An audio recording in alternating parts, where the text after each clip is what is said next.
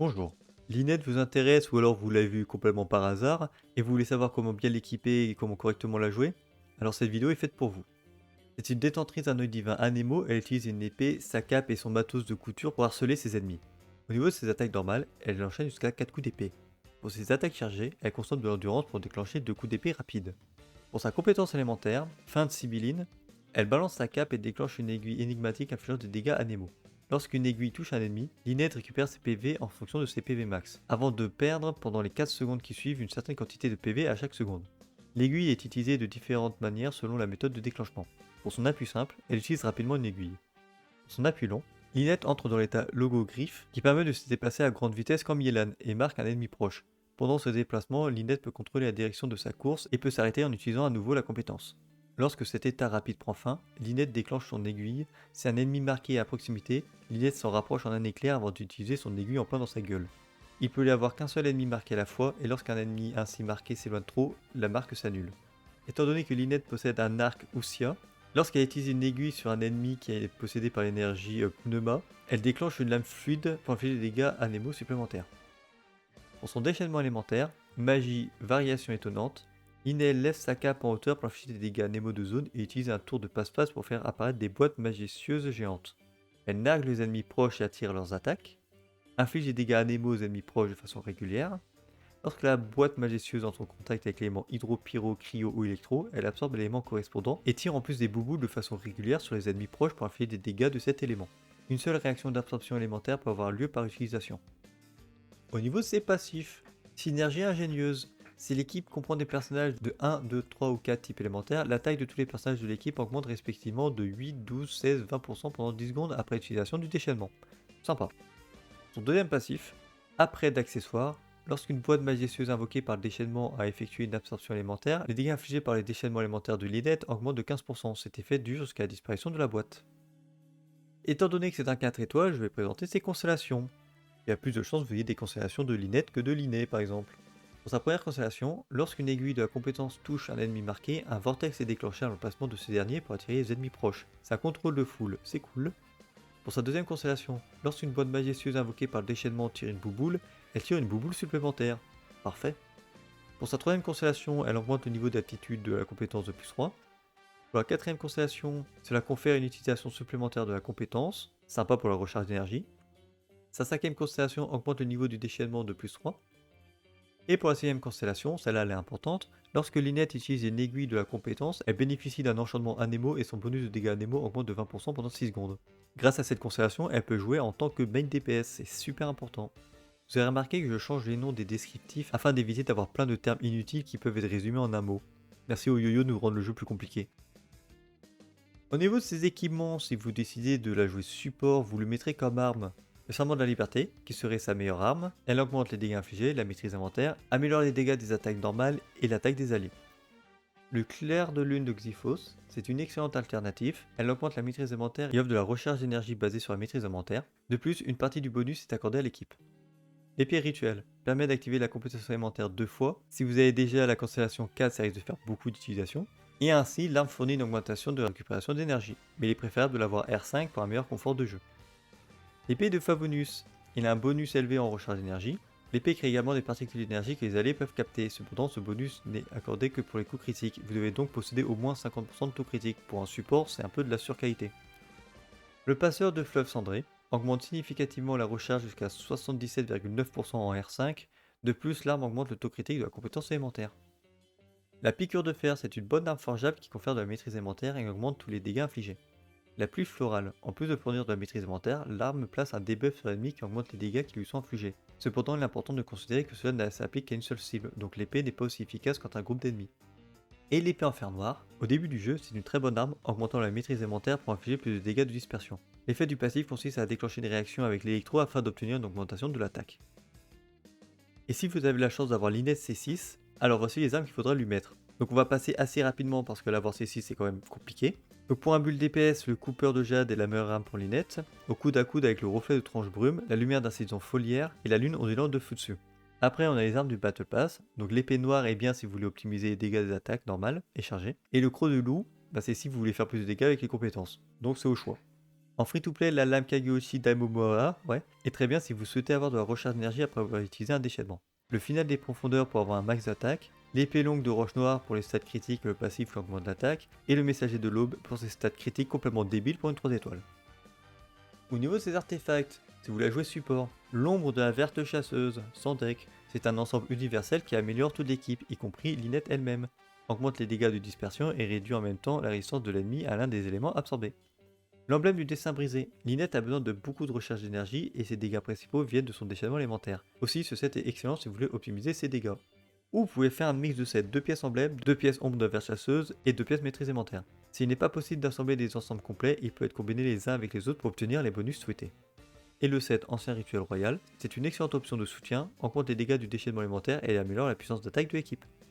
Au niveau des statistiques en tant que support, pour la fleur de la plume, vous allez viser de la maîtrise élémentaire, de la recharge d'énergie, de l'attaque pour 100 si vous voulez la jouer en tant que support pur, et du taux critique si vous voulez qu'elle fasse un peu plus de dégâts.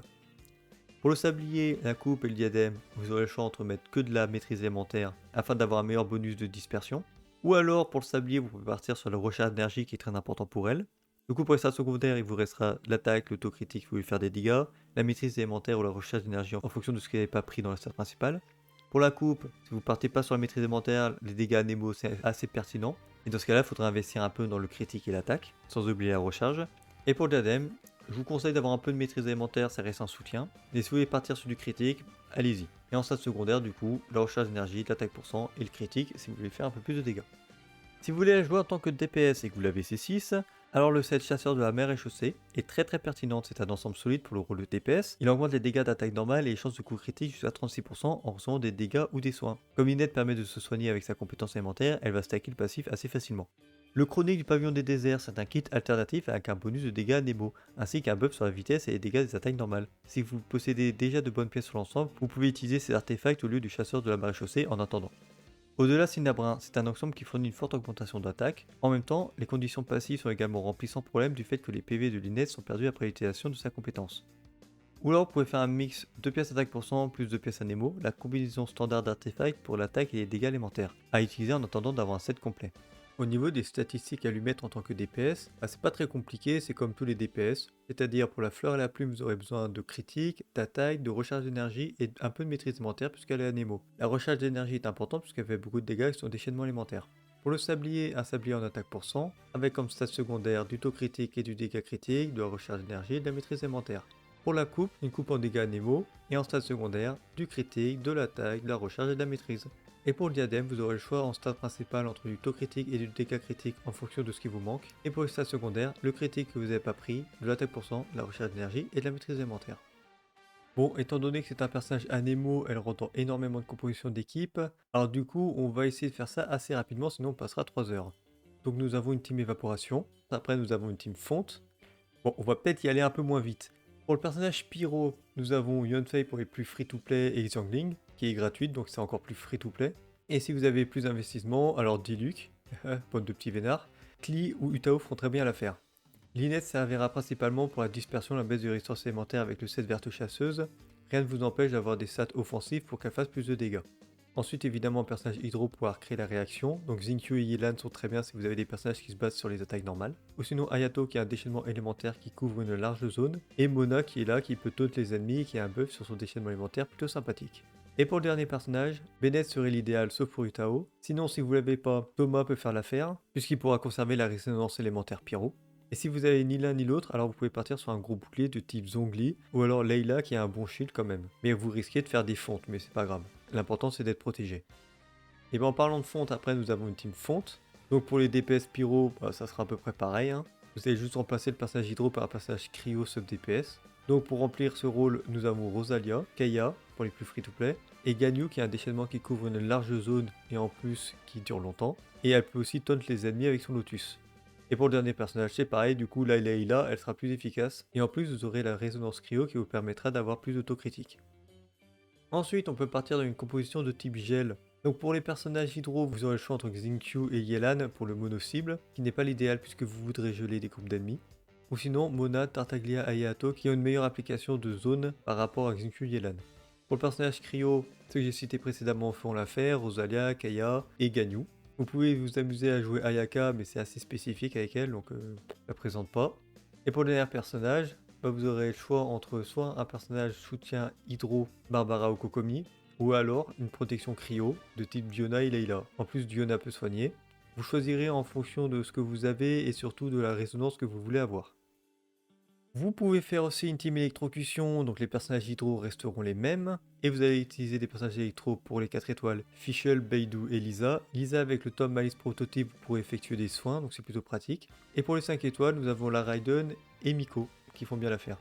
Et pour le dernier personnage, soit vous partez sur un soutien de type hydro, soit vous partez sur un soutien de type électro, en fonction de ce que vous avez. Si par exemple vous avez Xingqiu et Yelan, essayez de privilégier le soutien de type hydro, puisqu'il n'applique pas très bien l'élément sur plusieurs groupes d'ennemis. Nous avons aussi une team Dendro. Malgré le fait que l'INET ne puisse pas disperser l'élément Dendro, donc ne peut pas réduire la résistance élémentaire Dendro des ennemis, il n'empêche que du coup les personnages électro bénéficient quand même d'une augmentation de dégâts. Donc dans cette équipe vous aurez un personnage Dendro offensif, Tignari, Alaitam et Naida, et vous aurez un personnage électro plutôt sub DPS qui sera là pour apporter des dégâts. Donc pour les 4 étoiles, Fischl, Beidou, Lisa, et pour les 5 étoiles, la Raiden et Yaemiko.